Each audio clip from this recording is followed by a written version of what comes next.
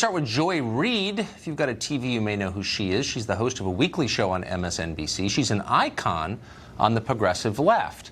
There is not a single fashionable opinion that Joy Reid doesn't have or isn't happy to denounce you for not having. She's a total star in Brooklyn, of course, but she wasn't always this way and didn't always have these beliefs. Back in 2006, Joy Reid sounded like a very different person. On her blog at the time, she opposed gay marriage, mocked gay people, and people she thought were gay. Now, given where she is now, these are obviously highly embarrassing opinions to have had. When the posts were discovered, she had a couple of options. She could have just apologized. People change their opinions all the time, and good for them. Why wouldn't they change their opinions? America has changed, is changing. So an honest explanation would have been just fine, and we would have defended her in that, of course.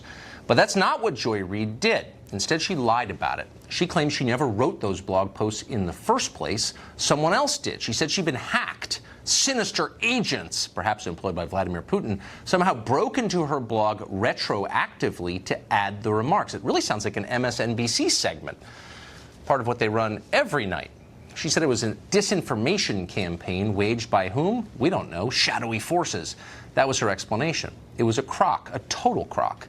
And we know it was a crock because Reid's blog posts were archived by other websites, including the Library of Congress here in Washington, all the way back to 2006.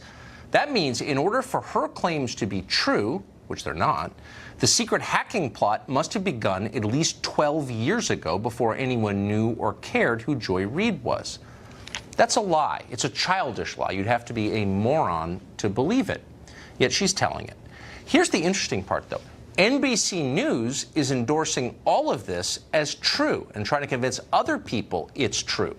Yesterday, the network circulated a vague report by an extremely odd person called Jonathan Nichols, who says he's an independent security consultant, whatever that is, in which he affirms Joy Reid's ludicrous fantasy. Obviously, he offers no evidence. Keep in mind that NBC, which is passing this out to other news organizations, claims itself to be a news organization. And news organizations are not supposed to lie. That's rule one.